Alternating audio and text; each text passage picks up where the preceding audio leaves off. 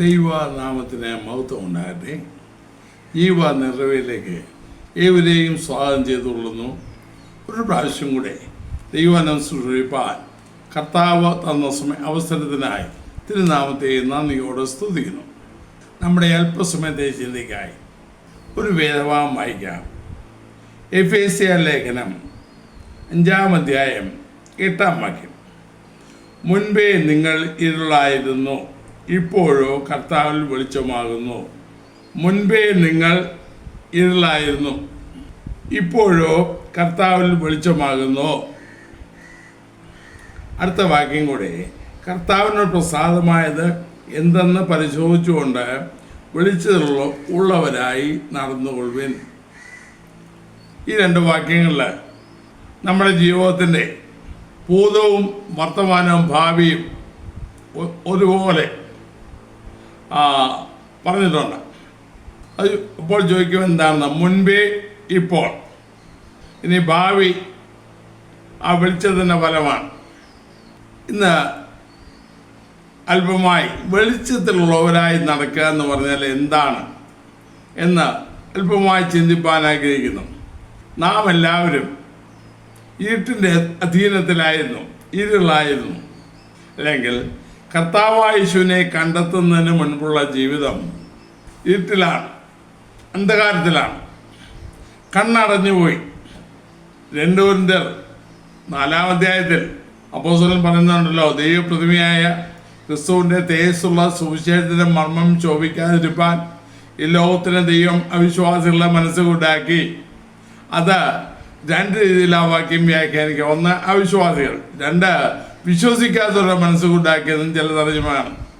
ഏതായാലും ആട്ടെ, ക്രിസ്തുവിൻ്റെ പ്രകാശം പ്രാപിക്കാതെ അന്ധകാരത്തിലായിരുന്നു. ഉൽപ്പത്തി പുസ്തകം 1-ാം അധ്യായം വായിക്കുമ്പോൾ അതിനാദ്യ ഭാഗത്ത് എഴുതിയിട്ടുണ്ടായ ആഴത്തിന്മീതെ ഇരുളുണ്ടായിരുന്നു. അപ്പോൾ അന്ധകാരം, ശരിക്കും പറഞ്ഞാൽ അന്ധകാര ശക്തിയുടെ കൊലോസ്യലേഖനം 1-ാം അധ്യായം വെച്ച് നോക്കിയാൽ 1:13 കാണുന്നല്ലോ, നമ്മെ ഈ ഇരുട്ടിൻ്റെ അധികാരത്തിൽ നിന്ന് വിടുവിച്ച്. അപ്പം നാം ഇരുളായിരുന്നു, ഇരുട്ടിയായിരുന്നു, അതിന് അധികാരത്തിലായിരുന്നു. അങ്ങനെയുള്ളവരെ കൃപയാൽ ദൈവം നമ്മോട് കൃപ കാണിക്ക ഫലമായി ഒരു കാര്യം സംഭവിച്ചു.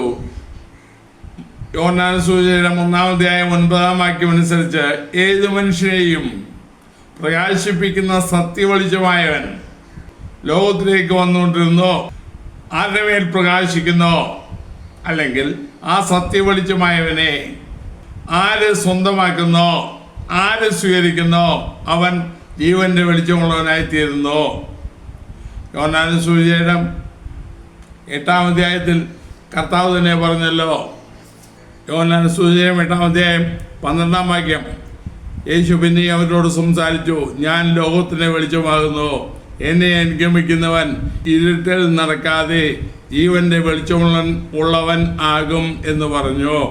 എന്നെ അനുഗമിക്കുന്നവൻ, സാക്ഷാൽ സത്യവെളിച്ചമായി ഏത് മനുഷ്യയും പ്രകാശിപ്പിക്കുന്ന സത്യവെളിച്ചമായവൻ ഉള്ളിൽ വരുമ്പോൾ, അവനെ അനുഗമിക്കാൻ തുടങ്ങുമ്പോൾ അവൻ ജീവന്റെ വെളിച്ചമുള്ളവനാകും. അപ്പോൾ മാത്രമല്ല, ഈ ഇരുട്ട് ആയിരിക്കുന്ന സ്ഥാനത്ത്, ഇരുട്ട് മൂടിക്കിടക്കുന്ന സ്ഥാനത്ത് യാതൊരു ഫലവുമില്ലല്ലോ, ശൂന്യത മാത്രം. അത് എഫേസ്യലേഖനം 5-ാം അധ്യായത്തിൽ പറയുന്നു, ഇരുട്ടിൻ്റെ നിഷ്ഫല പ്രവൃത്തികൾക്ക് 5:11 ഇരുട്ടിൻ്റെ നിഷ്ഫല പ്രവൃത്തികൾക്ക് കൂട്ടാളികളാകരുത്. അപ്പോൾ നാം ഇരുട്ടിലായിരുന്നു, ഇരുട്ടിൻ്റെ നിഷ്ഫല പ്രവൃത്തികൾ ചെയ്യുന്നവരായിരുന്നു. യാതൊരു ഫലവുമില്ല. ഇരുട്ടിൻ്റെ ഫലമായ സകല ആ ഇരുട്ടിലേക്ക് പോകുന്നു. നിത്യാന്ധകാരത്തിൽ യാതൊരു പ്രകാശവുമില്ല. എന്നാൽ കർത്താവായ യേശുവിനെ സ്വീകരിക്ക ഫലമായി യേശുക്രിസ്തുവിനെ സ്വന്തമാക്കുമ്പോൾ ഈ ലോകത്തിന് ദൈവമായൻ കുരുടാക്കിയ കണ്ണുകളെ സത്യവെളിച്ചമായവൻ പ്രകാശിപ്പിച്ച് നമ്മെ ജീവന്റെ വെളിച്ചമുള്ളവരാക്കി തീർക്കുന്നു. ആ കണ്ണുകൾ തുറന്നു, കർത്താവിനെ കണ്ടു, ദൈവസ്നേഹം മനസ്സിലാക്കി. 1 പത്രോസ് 2:9 ഇങ്ങനെ കാണുന്നു, നിങ്ങളോ അന്ധകാരത്തിൽ നിന്ന് തൻ്റെ അത്ഭുത പ്രകാശത്തിലേക്ക് നിങ്ങളെ വിളിച്ചവൻ്റെ സൽഗുണങ്ങളെ കൊഴിപ്പാൻ തക്കണം തിരഞ്ഞെടുക്കപ്പെട്ട ഒരു ജാതിയും രാജകീയ പുരോഹിത വർഗവും വിശുദ്ധ വംശവും സ്വന്തം ഇനവുമാകുന്നു. അപ്പോൾ അന്ധകാരത്തിൽ നിന്ന് തൻ്റെ അത്ഭുത പ്രകാശത്തിലേക്ക് നമ്മെ വിളിച്ചു. 2-3 പദങ്ങൾ ശ്രദ്ധിക്കണം. ഏത് മനുഷ്യനും പ്രകാശിപ്പിക്കുന്ന സത്യ വെളിച്ചം. ഇവിടെ കാണുന്നു അത്ഭുത പ്രകാശം. ഈ മാത്രമല്ല കൊലോസ്യത്തിൽ നമ്മെ ഇരുട്ടിൻ്റെ അധികാരത്തിൽ നിന്ന് വിടുവിച്ച് തൻ്റെ സ്നേഹസ്വരൂപനായ പുത്രൻ്റെ രാജ്യത്തിലാക്കി. എന്നിട്ട് വിശുദ്ധന്മാർക്ക് വെളിച്ചത്തിലുള്ള അവകാശത്തിന് യോഗ്യരാക്കി. ആ വാക്യം തന്നെ വായിക്കാം. വിശുദ്ധന്മാർക്ക് വെളിച്ചത്തിലുള്ള അവകാശത്തിനായി നമ്മെ പ്രാപ്തന്മാരാക്കുകയും നമ്മെ ഇരുട്ടിൻ്റെ അധികാരത്തിൽ നിന്ന് വിടുവിച്ച് തന്നെ സ്നേഹസ്വരൂപനായ പുത്രൻ്റെ രാജ്യത്തിലാക്കി വയ്ക്കുകയും ചെയ്ത പിതാവിന്. അപ്പോൾ സത്യവെളിച്ചമായവൻ, ലോകത്തിൻ്റെ വെളിച്ചമായവൻ തൻ്റെ അത്ഭുത പ്രകാശത്തിലേക്ക് നമ്മെ വിളിച്ച ആരെയെല്ലാം വിളിക്കുന്നോ അവരെയെല്ലാം, അല്ലെങ്കിൽ സത്യവെളിച്ചമായ യേശുവിനെ ആരൊക്കെ അംഗീകരിക്കുന്നോ ആരൊക്കെ സ്വീകരിക്കുന്നോ അവരെല്ലാവരും അവൻ്റെ അത്ഭുത പ്രകാശത്തിലേക്ക് വരുന്നു. ഈ അത്ഭുത പ്രകാശം അനുഭവിക്കുന്നു. അത് ഇപ്പോൾ സൂര്യൻ്റെ വെളിച്ചം നമ്മുടെ ശരീരത്തിൽ തട്ടുന്ന പോലെ അല്ലല്ലോ, അല്ലെങ്കിൽ അക്ഷരികമായി പുറമേ കാണാവുന്നതല്ലോ. എന്നാൽ നമ്മുടെ അകക്കണ്ണുകളാണ് പ്രകാശിക്കുക, അല്ലെങ്കിൽ തുറക്കുക. ഹൃദയദൃഷ്ടിയെ തുറക്കുന്നു. അപ്പോൾ അവൻ ഉള്ളിൽ വരുന്നു. കർത്താവ് നമ്മുടെ ഉള്ളിൽ വരുന്നു. യോഹന്നാൻ 1:12 പറയുന്ന പോലെ അവനെ കൈക്കൊണ്ട് അവൻ്റെ നാമത്തിൽ വിശ്വസിക്കുന്ന ഏവർക്കും ദൈവമക്കളാകുവാൻ അവൻ അധികാരം കൊടുത്തു. ആ സത്യവെളിച്ചമായവനെ സ്വീകരിച്ച് തിരുനാമത്തിൽ വിശ്വാസമർപ്പിച്ച് ജീവിതത്തെ കർത്താവിന് സമർപ്പിക്കുമ്പോൾ അവർ ദൈവമക്കളാകുന്നു, വെളിച്ചത്തിൻ്റെ മക്കളാകുന്നു. അങ്ങനെ വെളിച്ചത്തിൻ്റെ സന്തതിയായി തീർന്നവർ, വെളിച്ചത്തിൻ്റെ മക്കളായി തീർന്നവർ എന്ത് ചെയ്യണം? പൗലോസ് പറയുന്നു എഫെസ്യർ വെളിച്ചത്തിലുള്ളവരായി നടന്നുകൊള്ളുവിൻ. വെളിച്ചത്തിലുള്ളവരായി നടക്കുക. എഫെസ്യർ 5:9 8-9 ഞാൻ ആദ്യം വായിച്ചത്. വെളിച്ചത്തിലുള്ളവരായി നടക്കുക. പിന്നെ ഇരുട്ടിലല്ല. അത്ഭുത പ്രകാശം നമ്മുടെ മേൽ ചൊരിഞ്ഞപ്പോൾ, നാം അതിന് വിധേയരായപ്പോൾ, നമ്മുടെ അകക്കണ്ണ് തുറന്നപ്പോൾ അതിന് കൂടുതൽ പ്രകാശനം പ്രാപിച്ച് തന്മൂലം ആത്മമണ്ഡലത്തിലെ ശ്രേഷ്ഠമായ കാര്യങ്ങൾ അറിഞ്ഞും അനുഭവിച്ചും ദൈവത്തോട് അനുരൂപരായി തീർന്ന് അവനിൽ വസിക്കുകയാണല്ലോ നമ്മളെക്കുറിച്ചുള്ള ദൈവോദ്ദേശം. അപ്പോൾ വെളിച്ചമായി തീർന്നവർ പിന്നീട് അതിൽ നടക്കുക വേണ്ടത്. വെളിച്ചത്തുള്ളവരായി നടക്കണം. വെളിച്ചത്തുള്ളവരായി നടക്കുമ്പോൾ നമ്മുടെ പ്രധാനമായി ചിന്തിക്കാൻ നമ്മൾ എന്താണത്? യോഹന്നാന്റെ ലേഖനം 1-ാം ലേഖനം 1-ാം അധ്യായം 7-ാം വാക്യത്തിൽ ഇങ്ങനെ പറയുന്നു, അവൻ വെളിച്ചത്തിൽ ഇരിക്കുന്നത് പോലെ നാം വെളിച്ചത്തിൽ നടക്കുന്നുവെങ്കിൽ നമുക്ക് തമ്മിൽ കൂട്ടായ്മയുണ്ട്. അപ്പോൾ വെളിച്ചത്തിൽ എഫെസ്യർ വെളിച്ചത്തിലുള്ളവരായി നടന്നുകൊള്ളുവിൻ എന്ന് പറഞ്ഞപ്പോൾ നമ്മുടെ മാനദണ്ഡം ഏതാണ്? നമ്മുടെ അളവുകോൽ ഏതാണ്? അതാ ഇവിടെ പറഞ്ഞത്, അവൻ വെളിച്ചത്തിലായിരിക്കുന്ന പോലെ. അപ്പോൾ അല്പം കൂടെ പുറകോട്ട് നോക്കിയാൽ 1 യോഹന്നാൻ 1:5 ദൈവം വെളിച്ചമാകുന്നു, അവൻ ഇരുട്ട് ഒട്ടുമില്ല എന്ന് ഞങ്ങൾ അവനോട് കേട്ട് നിങ്ങളോട് അറിയിക്കാൻ ദൂതാകുന്നു. ഒന്നുകിൽ ഇരുട്ട് അല്ലെങ്കിൽ വെളിച്ചം, രണ്ടും കൂടെ കലർന്ന് ആ കാര്യമില്ല. അപ്പം ദൈവം വെളിച്ചമാകുന്നു, അവൻ ഇരുട്ട് ഒട്ടുമില്ല. വെളിച്ചത്തിന് മുൻപിൽ ഇരുൾ നിൽക്കയില്ലല്ലോ. അപ്പോൾ അവൻ വെളിച്ചത്തിലിരിക്കുന്ന പോലെ നാം വെളിച്ചത്തിൽ നടക്കുന്നു എന്ന് പറയുമ്പോൾ നമ്മുടെ കർത്താവ് എങ്ങനെ വെളിച്ചത്തിലിരിക്കുന്നോ അതുപോലെ സാക്ഷാൽ സത്യ വെളിച്ചം, അവൻ ഇരുട്ട് ഒട്ടുമില്ല.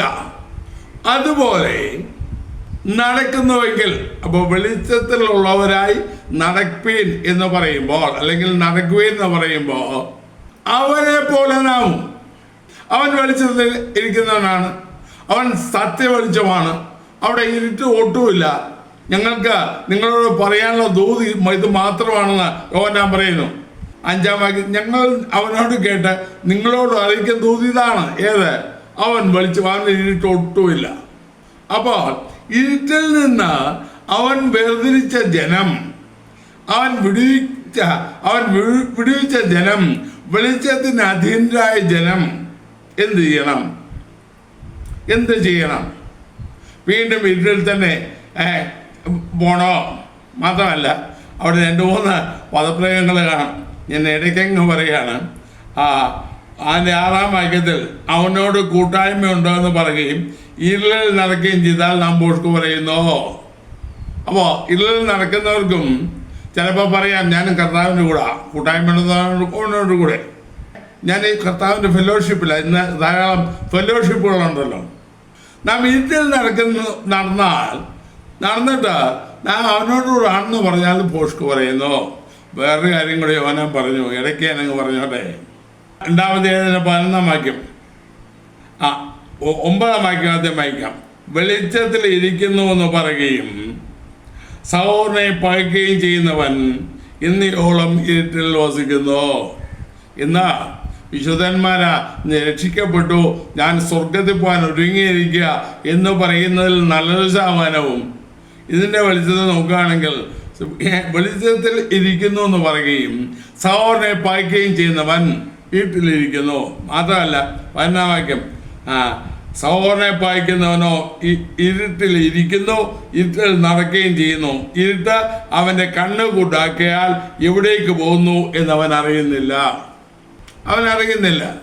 പറയുന്നുണ്ട്, പക്ഷേ ഉള്ളിൽ വിദ്വേഷവും പകയും അല്ലെങ്കിൽ അത് വൈരാഗ്യവും വിദ്വേഷവും ഒക്കെ തിങ്ങിക്കൂടി എന്നേച്ച് ഞാനും ദൈവത്തിലാണെന്ന് പറഞ്ഞാൽ യാതൊരു കാര്യമില്ല. അവൻ ഇരുട്ടിലിരിക്കുന്നോ പോട്ടെ, അത് ഇടയ്ക്ക് ഞാൻ പറഞ്ഞതേ ഉള്ളൂ. വെളിച്ചത്തിലുള്ളവരായി നടക്കുമ്പോൾ അവൻ എന്ത് ചെയ്യണം? ഞാൻ പറഞ്ഞല്ലോ, നമ്മുടെ അളവുകൾ അവൻ വെളിച്ചത്തിലിരിക്കുന്നത് പോലെ. കാരണം അവൻ അത്ഭുത പ്രകാശത്തിലേക്കാണ് നമ്മെ കൊണ്ടുവന്നത്, സാക്ഷാൽ സത്യ വെളിച്ചത്തിലേക്കാണ് നമ്മെ കൊണ്ടുവന്നത്. അപ്പോൾ അവിടെ ഇരുട്ട് ഒട്ടുമില്ല, എല്ലാം സുതാര്യമാണ്. അപ്പോൾ അതുപോലെ നാമും വെളിച്ചത്തിൽ നടക്കണം. അങ്ങനെ വരുമ്പോൾ കാരണം ഒന്ന്, അവനോട് കൂട്ടായ്മ ഉണ്ടാകാൻ വെളിച്ചത്തിൽ നടക്കുന്നവന് മാത്രമേ അവനോട് കൂട്ടായ്മ ഉണ്ടാകുള്ളൂ. എഫെസ്യ ലേഖനം 5-ാം അധ്യായം 10-ാം വാക്യത്തിൽ ഇങ്ങനെ കാണാം, സകല സൽഗുണവും നീതിയും സത്യവുമല്ലോ വെളിച്ചത്തിൻ്റെ ഫലം. സകല സൽഗുണവും. അപ്പോൾ വെളിച്ചത്തിലുള്ളവരായി നടക്കുക എന്ന് പറയുമ്പോൾ സകല സൽഗുണവും നീതിയും സത്യവുമല്ലോ വെളിച്ചത്തിൻ്റെ ഫലം ഇത് നമ്മൾ കാണണം. അല്ലെങ്കിൽ നാം വെളിച്ചത്തിലുള്ളവരായെങ്കിൽ ഇത് നമ്മൾ കാണും. ഏത്? സകല സൽഗുണവും. ഗിരിപ്രഭാഷണത്തിൽ മത്തായി സുവിശേഷത്തിൽ 5-ാം അധ്യായത്തിൻ്റെ അവസാന വാക്യമാണെന്ന് തോന്നുന്നു. ഇങ്ങനെ കർത്താവ് പറയും, നിങ്ങളുടെ സ്വർഗീയ പിതാവ് സൽഗുണപൂർണനാകുന്നത് പോലെ ആയിരിക്കുന്ന പോലെ നിങ്ങളും സൽഗുണപൂർണരാകുവേ. അപ്പോൾ സൽഗുണം സകലം നല്ലത് മാത്രമല്ല. 1 കൊരിന്ത്യർ 2:9 പറഞ്ഞിരിക്കുന്നത് നിങ്ങളെ വിളിച്ചവൻ്റെ സൽഗുണങ്ങളെ ഘോഷിപ്പാൻ. അപ്പോൾ പ്രസംഗിക്കുന്ന മാത്രമല്ലല്ലോ. ഞാൻ എപ്പോഴും പറയാറുണ്ട്, ജീവിതം action speak louder than words. നമ്മുടെ വാക്കുകളേക്കാൾ ഉച്ചത്തിൽ നമ്മുടെ പ്രവൃത്തി സംസാരിക്കുന്നു. അങ്ങനെ വരുമ്പോൾ യേശുക്രിസ്തുവിനൊരു കൂട്ടായ്മ ഉണ്ട്, അവൻ്റെ സൽഗുണങ്ങളെ ഘോഷിപ്പാൻ. സകല സൽഗുണവും നീതിയും അനീതിയായതൊന്നും അവിടെ ഇല്ല. സത്യവും സാക്ഷാൽ സത്യമായത് അവൻ്റെ സത്യത്തിലേക്ക് നമ്മെ വിളിച്ചിരിക്കേ, അവൻ്റെ വെളിച്ചത്തിലേക്ക് നമ്മെ വിളിച്ചിരിക്കേ, വെളിച്ചത്തിലാക്കിയിരിക്കേ, ഈ ഇരുട്ടിൻ്റെ അധികാരത്തിൽ നിന്ന് നമ്മെ വിടുവിച്ചിരിക്കേ, വിശുദ്ധന്മാർക്ക് വെളിച്ചത്തുള്ള അവകാശത്തിന് നമ്മെ പ്രാപ്തന്മാരാക്കിയിരിക്കേ.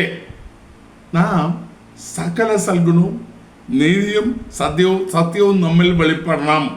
ഇല്ലായെങ്കിൽ യോഹന്നാൻ 1:6 പറഞ്ഞ പോലെ അവനൊരു കൂട്ടായ്മ ഉണ്ടോ എന്ന് പറയുകയും നാം ഇരുട്ടിൽ നടക്കുകയും ചെയ്യുകയാണ്. അല്ലെങ്കിൽ സൽഗുണങ്ങൾ നമ്മില്ലെങ്കിൽ, വിളിച്ചവൻ്റെ സൽഗുണങ്ങൾ നമ്മിലില്ലെങ്കിൽ, നമ്മെ പ്രകാശിപ്പിച്ചവൻ്റെ സൽഗുണങ്ങൾ നമ്മിലില്ലെങ്കിൽ, അവൻ്റെ നീതി നമ്മിലില്ലെങ്കിൽ, നാം അനീതിക്ക് കൂടുതൽ നിൽക്കുന്നവരെങ്കിൽ, സത്യം നമ്മിലില്ലെങ്കിൽ നമ്മുടെ കാര്യം പോയി, നാം ഇരുട്ടാണ് നടക്കുന്നത്. മാത്രമല്ല വേറൊരു കാര്യം കൂടെ, ഒന്ന് ദൈവത്തോട് കൂട്ടായ്മ ഉണ്ടാകാൻ. 1 യോഹന്നാൻ 1:3 പറയും, യോഹന്നാൻ ഇങ്ങനെ പറഞ്ഞു, ഞങ്ങൾ കണ്ടും കേട്ടുമുള്ളത് നിങ്ങൾക്ക് ഞങ്ങളോട് കൂട്ടായ്മ ഉണ്ടാകേണ്ടതിന് നിങ്ങളോടും അറിയിക്കുന്നു. ഞങ്ങൾ കണ്ടും കേട്ടുമുള്ളത്. 5-ാം വാക്യത്തിൽ പറഞ്ഞ്, ഞങ്ങൾ അവനോട് കേട്ട് നിങ്ങളോട് അറിയിക്കുകയാണ്. അറിയിക്കുന്ന ദൂത് എന്താണ്? ദൈവം വെളിച്ചമാണ്, അവിടെ ഇരുട്ടൊട്ടുമില്ല. അപ്പോൾ ഇരുട്ടൊട്ടുമില്ലാത്ത ദൈവത്തോട് നമുക്ക് കൂട്ടായ്മ ഉണ്ടാകുവാൻ ഇത് നമ്മോട് അറിയിക്കുന്നു. ആ ദൂത് നമ്മോട് അറിയിക്കുന്നു. അവൻ വെളിച്ചത്തിലിരിക്കുന്ന പോലെ നാം വെളിച്ചത്തിൽ നടക്കുമ്പോൾ അവനോട് കൂട്ടായ്മ. മാത്രമല്ല നമുക്ക് തമ്മിൽ കൂട്ടായ്മയുണ്ട്. നമുക്ക് തമ്മിൽ ഇന്നത്തെ ഞാൻ പറയേണ്ടല്ലോ, പറയാതെ തന്നെ അറിയാമല്ലോ. മാത്രമല്ല വേറെ പ്രത്യേകതയുണ്ട്. 2 കൊരിന്ത്യർ 3:18 സ്ഥിരം ചിന്തിക്കുന്ന വാക്യങ്ങളൊന്നാണ്. മൂടുപടം നീങ്ങിയ മുഖത്ത് കർത്താവിൻ്റെ തേജസ്സിനെ കണ്ണാടി പോലെ പ്രതിബിംബിക്കുന്നവരായി നാം എല്ലാവരും ആത്മാവെന്ന കർത്താവിൻ്റെ ദാനമായി തേജസ്സിന്മേൽ തേജസ് പ്രാപിച്ച് അതേ പ്രതിമയായി രൂപാന്തരപ്പെടുന്നു. അതേ പ്രതിമയായി. അപ്പോൾ ഈ വെളിച്ചം ഉള്ളിൽ വന്നാൽ ആ സൽഗുണവും സത്യവും നീതിയും ഒക്കെ പാലിക്കുക മാത്രമല്ല, വേറൊരു കാര്യം കൂടെ നമ്മുടെ ജീവിതത്തിൽ നടക്കുന്നു. അതേ പ്രതിമയായി നാം രൂപാന്തരപ്പെടുന്നു. ഞാൻ പറഞ്ഞായിരുന്നല്ലോ, ദൈവത്തെക്കുറിച്ചുള്ള പരിജ്ഞാനത്തിൽ ജ്ഞാനത്തിൻ്റെയും വെളിപ്പാടിൻ്റെയും ആത്മാവിനെ നിങ്ങൾക്ക് തരേണ്ടതിനും നിങ്ങളുടെ ഹൃദയശി പ്രകാശിപ്പിച്ചിട്ട് അതിന് വിളിയാനുള്ള ആശയം നിന്നും വിശുദ്ധന്മാരിൽ അവൻ്റെ അവകാശത്തിൻ്റെ മഹിമാനം എന്നതെന്നും വിശ്വസിക്കുന്ന നിങ്ങൾക്ക് വേണ്ടി വ്യാപരിക്കുന്ന അവൻ്റെ ശക്തിയുടെ അളവറ്റ വലിപ്പം ഇന്നതെന്നും ഗ്രഹിക്കേണ്ടതെന്നും പ്രാർത്ഥിക്കുന്നു എന്നാണ്. അപ്പോൾ ദൈവത്തെ ഇങ്ങനെ ഈ മാസം പറഞ്ഞ ഇതിൻ്റെ വേറെ പതിപ്പാത് ആ പരിജ്ഞാനത്തിൽ ദൈവത്തെക്കുറിച്ചുള്ള പരിജ്ഞാനം അവനോട് കൂടെ നടക്കുമ്പോഴാണ്, അല്ലെങ്കിൽ അവനെ അടുത്തറിയുമ്പോഴാണ്. നാൾക്ക് നാൾ കർത്താവിനെ അറിയുമ്പോൾ, ഞാൻ ഒരു പോയിന്റ് പറഞ്ഞായിരുന്നു, ഒരാളിനോട് കൂടെ നിന്നാൽ ആ ആൾ നമ്മുടെ ജീവിതത്തെ സ്വാധീനിക്കും. നാൾക്ക് നാൾ സ്വാധീനിക്കും. നെഗറ്റീവായിട്ടോ പോസിറ്റീവായിട്ടോ സ്വാധീനിക്കും. ആളിനനുസരിച്ചിരിക്കും. ദൈവത്തോട് കൂടെ നടക്കുന്നവൻ ദൈവത്തെ പോലെയാകും. ദിവ്യ സ്വഭാവത്തിന് പങ്കാളികളാകും. പത്രോസാണല്ലോ പറയുന്നേ, ദിവ്യ സ്വഭാവത്തിന് പങ്കാളികളായി. അങ്ങനെ വരുമ്പോൾ അതേ പ്രതിമയായി രൂപാന്തരപ്പെടുന്നു പറയുമ്പോൾ അതേ പ്രതിമയായി അവനെ പോലെ നാൾക്ക് നാൾ രൂപാന്തരപ്പെടുകയാണ്. റോമാലേഖനം 8-ാം അധ്യായത്തിൽ 12-30 വാക്യത്തിൽ നമ്മൾ വെളിപ്പെടുവാനുള്ള തേജസ് വിചാരിച്ചാൽ ഈ കാലത്തിലെ കഷങ്ങൾ സാരമില്ലെന്നുണ്ടെന്നു എന്ന് പറയുന്നു. ആ തേജസിനെ കുറിച്ച് പൗലോസ് പിന്നെയും പറഞ്ഞു, 2 കൊരിന്ത്യരിൽ നൊടുന്നതിലേക്കുള്ള ലഘുവായ കഷ്ടം തേജസ്സിന്റെ നിത്യഹനം ഞങ്ങൾക്ക് ലഭിക്കാൻ കാരണമാകുന്നു എന്ന്.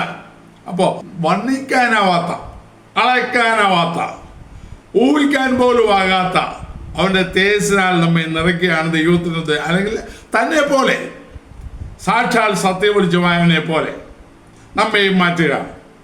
അത് 2 കൊരിന്ത്യർ 3:18 പൗലോസ് പറയുന്നത് രൂപാന്തരപ്പെട്ടുകൊണ്ടിരിക്കുക. ഓരോ നാളും അവൻ്റെ രൂപാന്തരം അനുഭവിച്ചുകൊണ്ടിരിക്കുന്നു. ഓരോ നാളും അവൻ്റെ തേജസ് നമ്മൾ വ്യാപരിക്കുന്നു. ഓരോ നാളും അതേ പ്രതിമയായി രൂപാന്തരപ്പെടുന്നു. നമ്മുടെ ജീവിതത്തിൽ ഇത് നടക്കുന്നില്ല എങ്കിൽ തീർച്ചയായിട്ടും നാം ഇരുട്ടില്ല. അല്ലെങ്കിൽ കർത്താവിനെ കണ്ടെത്തിയ നാളിൽ നിന്ന് അത് എത്ര നാളാട്ടെ, എത്ര വർഷമാകട്ടെ, നമ്മിൽ നടക്കുന്നില്ല എങ്കിൽ നമുക്ക് ഒരു ഇരുട്ടിലാണ്. നാം വെളിച്ചത്തിൽ വന്നെന്ന് പറയുന്നതിൽ യാതൊരു കാര്യവുമില്ല. അല്ലെങ്കിൽ കർത്താവിനെ കണ്ടെത്തിയ നാളിൽ, സത്യവെളിച്ചമായവനെ കണ്ടെത്തിയ നാളിൽ നിന്ന് യാതൊരു പരിവർത്തനവും നമ്മുടെ സ്വഭാവത്തിനില്ല എങ്കിൽ, നമ്മുടെ ആളത്വത്തിനില്ല എങ്കിൽ, നമ്മുടെ ആശാപാശങ്ങൾക്കില്ല എങ്കിൽ, നമ്മുടെ ചിന്താഗതിക്ക് ഉണ്ടായില്ല എങ്കിൽ, ഇങ്ങനെ ആത്മീയമായ ഒന്നും നമ്മിൽ ഉണ്ടാകുന്നില്ല എങ്കിൽ നാം ഇപ്പോഴും നടക്കുന്ന ഇരുട്ടില്ല. കാര്യമായ താറാറുണ്ടെന്നർത്ഥം. മാത്രമല്ല ഫിലിപ്പിയർ 2-ാം വാക്യത്തിൽ അവരുടെ ഇടയിൽ നിങ്ങൾ ജീവന്റെ വചനം പ്രമാണിച്ചുകൊണ്ട് ലോകത്തിലെ ജ്യോതിഷുകളെ പോലെ പ്രകാശിക്കുന്നു എന്ന് കാണാം. ഇരുണ്ട സ്ഥലത്ത് അല്ലെങ്കിൽ ഇരുട്ട് വ്യാപരിക്കുന്നിടത്താണ് വെളിച്ചത്തിൻ്റെ ആവശ്യം. അന്ധകാരം നിറഞ്ഞ ലോകത്തിൽ ജ്യോതിഷുകൾ ഈ സൂര്യൻ്റെ പ്രകാശമില്ലായിരുന്നെങ്കിൽ നമ്മുടെ നാം പകലെന്ന് പറയുന്നത് എങ്ങനെ തന്നെ മനുഷ്യവാസം ഉണ്ടാകുമായിരുന്നോ? ജ്യോതിഷുകളെ പോലെ പ്രകാശിക്കുന്നു അതിനെക്കുറിച്ച് ഞാൻ ചില വീഡിയോ ചെയ്തതാണ്, അതുകൊണ്ട് വിശദാംശത്തോട് കിടക്കുന്നില്ല. ജ്യോതിഷുകളെ പോലെ പ്രകാശിക്കുന്നു എന്ന് പറയുമ്പോൾ അവിടെ പ്രത്യേകം പറഞ്ഞു ജീവന്റെ വചനം പ്രമാണിച്ചുകൊണ്ട് ദൈവവചനത്തിൽ അധിഷ്ഠിതമായി വചനത്തിന് മുൻതൂക്കം കൊടുത്ത് കർത്താവിൽ ജീവിക്കുന്ന ഒരു ദൈവത്തിൽ അല്ലെങ്കിൽ വെളിച്ചത്തിലുള്ളവനായി നടക്കുന്ന ഒരു ദൈവത്തിൽ തനിക്ക് മാത്രമുള്ള വെളിച്ചമല്ല, അവൻ ജ്യോത്സ്യനെ പോലെ ഇരുണ്ട സ്ഥലത്ത് പ്രകാശിക്കുന്ന വിളക്ക് പോലെ അവനായിത്തീരും. ജ്യോത്സ്യനെ പോലെ പ്രകാശിക്കുന്നു. ഒന്ന് ചിന്തിച്ച് നോക്കണേ. അവ എപ്പോഴും പ്രകാശം കൊടുത്തുകൊണ്ടിരിക്കുകയാണ്. ഏത് സമയത്തും ഏത് കാലാവസ്ഥയിലും അത് പ്രകാശം കൊടുത്തുകൊണ്ട് തന്നെ ഇരിക്കുന്നു. ഇതേപോലെ വെളിച്ചത്തിലുള്ളവരായി നടക്കുന്നു എന്ന് പറയാൻ കഴിയണമെങ്കിൽ ആ പ്രകാശം നമ്മിൽ എപ്പോഴും ഉണ്ടായിരിക്കണം. ഏത് സമയത്തും ഏത് സാഹചര്യത്തിലും. അവിടെ കാലാവസ്ഥ മാറ്റം മറ്റൊന്നുമില്ല. ആ പ്രകാശത്തിൽ നാം നടക്കുന്നു. നമ്മുടെ ജീവിതത്തിൽ സംഭവിക്കുന്നുണ്ടോ? ഒരു ദൈവാസനെ കുറിച്ച് കർത്താവ് തന്നെ സാക്ഷ്യം പറഞ്ഞത് വേദപുസ്തകത്തിലുണ്ട്. യോസേഫിനെ പോലെ പ്രകാശിച്ചു എന്ന് കർത്താവ് പറഞ്ഞതാണ്. യോഹന്നാൻ സുവിശേഷം 5-ാം അധ്യായം 35-ാം വാക്യത്തിൽ യോഹന്നാൻ സ്നാപകനെ കുറിച്ച് ഇങ്ങനെ പറഞ്ഞു, അവൻ ജ്വലിച്ചു പ്രകാശിക്കുന്ന വിളക്കായിരുന്നു. He was a burning and shining light. അപ്പോൾ ഒരു പ്രകാശിക്കണമെങ്കിൽ അതിൽ വേറെ തത്വം കൊണ്ട് ഇറങ്ങിയിട്ടുണ്ട്. ജ്വലിക്കണം. നമ്മുടെ ഒരു ബൾബ് തന്നെ നമുക്ക് പ്രകാശം തരുന്നെങ്കിൽ അതിൻ്റെ ഫിലമെൻ്റ് കത്തിയിട്ടാണ്.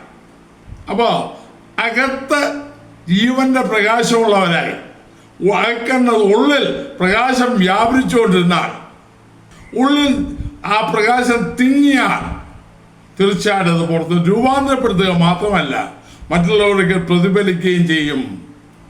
ജ്വലിച്ചു പ്രകാശിക്കുന്ന ആയിരങ്ങളെ കർത്താവിലേക്ക് ആകർഷിക്കാൻ അവന് കഴിഞ്ഞല്ലോ. കാരണം അവൻ ജ്വലിച്ചു പ്രകാശിച്ചു. എരിയുന്ന ജ്വലിക്കാന്ന് പറഞ്ഞാൽ എരിയാണല്ലോ. എരിയുന്ന ഒരു വസ്തുവായി അവൻ തീർന്നു. പൗലോസ് കൊന്തിലത്തെ പറഞ്ഞല്ലോ, ഞാൻ നിങ്ങൾക്ക് വേണ്ടി ദൈവത്തിൻ്റെ എരിവോടെ എരിയുന്നു. ആത്മഭാരത്താൽ എരിയുന്ന, ദൈവസ്നേഹത്താൽ എരിയുന്ന, വിശുദ്ധിയാൽ എരിയുന്ന, വിശുദ്ധ വാഞ്ചയാൽ എരിയുന്ന, ഉന്നതമായ അഭിലാഷങ്ങളാൽ, ഉന്നതമായ സ്വർഗീയമായ ആഗ്രഹങ്ങളാൽ എരിയുന്ന അനുഭവം നമ്മുടെ ജീവിതത്തിലുണ്ടോ? അപ്പോൾ ഈ വെളിച്ചം തന്നത് നമ്മൾ തന്നെ കർത്താവിനെ പറഞ്ഞാലോ, വിളക്ക് കത്തിച്ച് പരൻ കീഴെ വയ്ക്കാറില്ല, വിളക്ക് കത്തിച്ച് തന്നിൻ കട്ടിൽ കീഴെ വയ്ക്കാറില്ല. അതുപോലെ നമ്മെ പ്രകാശിപ്പിച്ചത് അവൻ്റെ സൽഗുണങ്ങളെ ഘോഷിപ്പാൻ. പത്രോസ് അങ്ങനെയല്ല പറഞ്ഞേ, നിങ്ങളെ വിളിച്ചവൻ്റെ സൽഗുണങ്ങളെ ഘോഷിപ്പാൻ തക്ക രാജകീയ പുരോഹിതർക്കും വിശുദ്ധ വംശം സ്വന്തം എന്ന് നോക്കി ആ നാല് പദങ്ങൾ അവിടെ കൊടുത്തിട്ടുണ്ട്. നിങ്ങളെ വിളിച്ചവൻ്റെ സൽഗുണങ്ങളെ ഘോഷിപ്പാൻ തക്കവണ്ണം 1 തിരഞ്ഞെടുക്കപ്പെട്ട ജാതി, 2 രാജകീയ പുരോഹിതവർഗം, 3 വിശുദ്ധ വംശം, 4 സ്വന്തജനം. എത്ര ഭാഗ്യകരമാ നാം ചിന്തിക്കുന്നുണ്ടോ? ഈ തേജസ്സേറിയ നിത്യമായതെല്ലാം നമ്മുടെ മേൽ ചൊരിഞ്ഞത്, അതിൻ്റെ ശ്രേഷ്ഠതയും ഭാഗ്യവും നാം ചിന്തിക്കാറുണ്ടോ? അവനോട് കൂട്ടായ്മയുണ്ടാകുവാൻ, അന്യോന്യം കൂട്ടായ്മ ഉണ്ടാകാൻ ഉള്ളവണ്ണം സുതാര്യമായിരിക്കാൻ, അവൻ്റെ സ്വരൂപത്തോട് അനുരൂപരാകുവാൻ, അവനെ പോലെയാകുവാൻ, വെളിച്ചത്തിൻ്റെ ഫലം പുറപ്പെടുവിപ്പാൻ, ജ്വലിച്ച് പ്രകാശിക്കുവാൻ, കരിന്തിരി കത്താനല്ല, മങ്ങിയ വെളിച്ചം കൊടുക്കാനുമല്ല, ജ്വലിച്ച് പ്രകാശിക്കുവാൻ. യോഹന്നാനെ പോലെ അല്പകാലമേ ജീവിച്ചുള്ളെങ്കിലും ഈ ജ്വലിച്ച് ദൈവസ്നേഹത്താൽ ജ്വലിച്ച് പ്രകാശിക്കുന്ന ജീവൻ നമുക്കുണ്ടായെങ്കിൽ അത് നന്നായി. ഇന്നല്ല ഇന്നത്തെ അവസ്ഥയും എൻ്റെ 3 കാര്യങ്ങൾ പറയാതിരിക്കാൻ നിവൃത്തിയില്ല. നാം ഈ മാനദണ്ഡങ്ങൾ വെച്ച് നോക്കിയാൽ ഈ എന്തിന് വെളിച്ചത്തിൽ കൊണ്ടുവന്നു, എന്തിന് വെളിച്ചത്തെക്കുറിച്ച് നമ്മെ അറിയിച്ചു, എന്തിനാ ഭാഗ്യം നമുക്ക് തന്നു, അത് ചിന്തിക്കുന്നുണ്ട്. ഇന്ന് കഴിഞ്ഞിടയ്ക്ക് വെളിപ്പാട് പുസ്തകത്തിലെ ഒരു വാക്യം പെട്ടെന്ന് തന്നെ ഞാൻ എത്രയോ പ്രാവശ്യം വായിച്ചതും കാണാപ്പാടം പഠിച്ചതുമാണ്. പക്ഷേ ഒരു ദിവസം പ്രാർത്ഥിച്ചുകൊണ്ടിരുന്നപ്പോൾ ഒരു വാക്ക് എന്നെ വല്ലാത്തോട്ടു. വെളിപ്പാട് പുസ്തകം 3-ാം വാക്യം, ഞാൻ ധനവാൻ സമ്പന്നനായിരിക്കുന്നു, എനിക്ക് ഒന്നിനും മുട്ടില്ല എന്ന് പറഞ്ഞുകൊണ്ട് നീ നിർഭാഗ്യനും അരിഷ്ടനും ദരിദ്രനും കുരുടനും നഗ്നനും എന്ന് അറിയാതിരിക്കാൽ. ആ വാക്ക അറിയാതിരിക്കാൻ. ഞാൻ ധനവാൻ, എനിക്ക് ഒരു കുഴപ്പമില്ല, ഞാൻ വെളിച്ചത്തില്ല, ഞാൻ പ്രകാശത്തില്ല, ഞാൻ ദൈവത്തില്ല, കർത്താവിനോട് കൂട്ടിരിക്കാൻ പോവുക എന്നൊക്കെ നാം പറയുമ്പോഴും നമ്മുടെ യഥാർത്ഥ അവസ്ഥ, അല്ലെങ്കിൽ നാം ഈ മുൻ ചിന്തിച്ച പോലെ അവനോട് കൂട്ടായ്മയും വിശുദ്ധന്മാരുടെ കൂട്ടായ്മയും ആ അവകാശത്തിന് പങ്കാളിത്തവും മാത്രമല്ല ആ വെളിച്ചത്തിൻ്റെ ഫലങ്ങൾ പുറപ്പെടുവിക്കുന്ന അവസ്ഥയും അവനോട് അനുരൂപരാകുന്ന അവസ്ഥയും അവന് വേണ്ടി അവൻ്റെ സൽഗുണങ്ങളാൽ നിറഞ്ഞ് ജ്വലിച്ച് പ്രകാശിക്കുന്ന അവസ്ഥയും നമ്മളില്ലെങ്കിൽ നമ്മുടെ ഈ പറച്ചിലുകൊണ്ട് ഒരു കാര്യമില്ല. അവിടെ എഴുതിയിരിക്കുന്ന ഇതെല്ലാം അവകാശവാദങ്ങളുണ്ട്. ധനവാൻ മാത്രമല്ല സമ്പന്നനായി ഒന്നിനും മുട്ടില്ല. പ്രസംഗത്തിന് പ്രസംഗമുണ്ട്, പ്രവചനത്തിന് പ്രവചനമുണ്ട്, മറ്റെല്ലാ കാര്യങ്ങളും ഉണ്ട്. ഒരു വിഷമമില്ല, സമൃദ്ധി.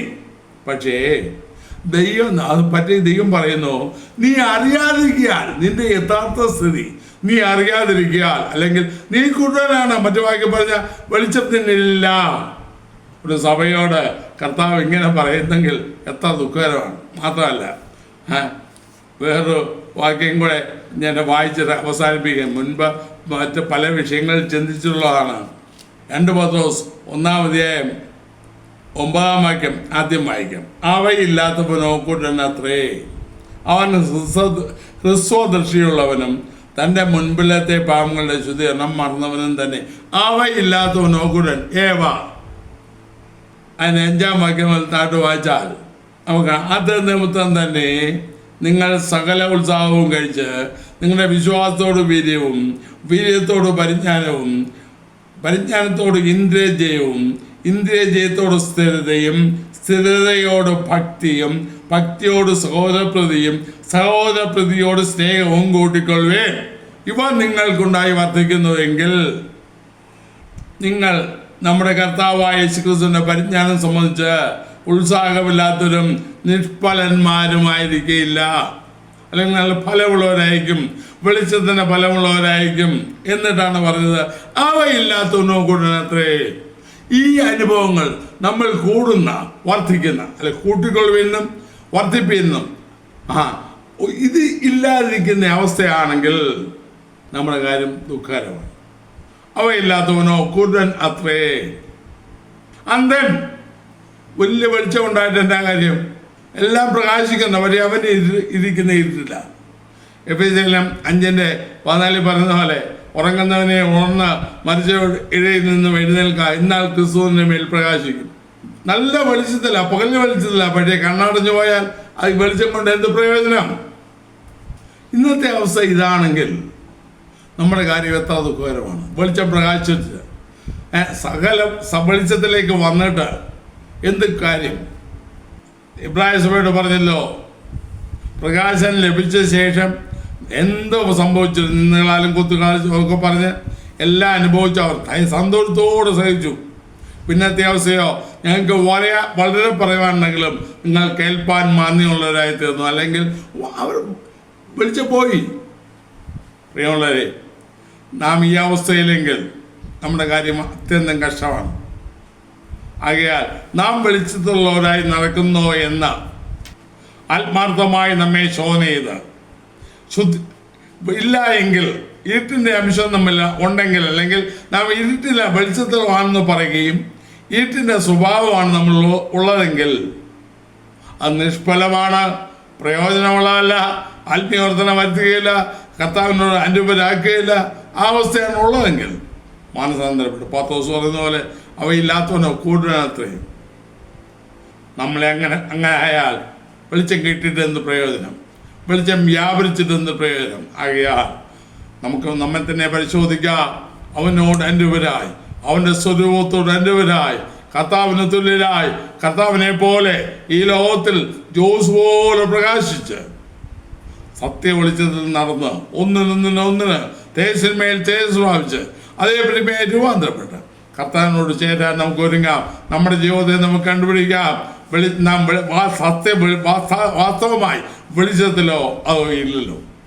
ഇരുട്ടിന് നിഷ്ഫല പ്രവൃത്തികളിലാണോ, പ്രയോജനമില്ലാത്ത അന്ധകാര പ്രവൃത്തികളിലാണോ നാം ആയിരിക്കുന്നത്? പരിശോധിച്ച് നോക്കാം.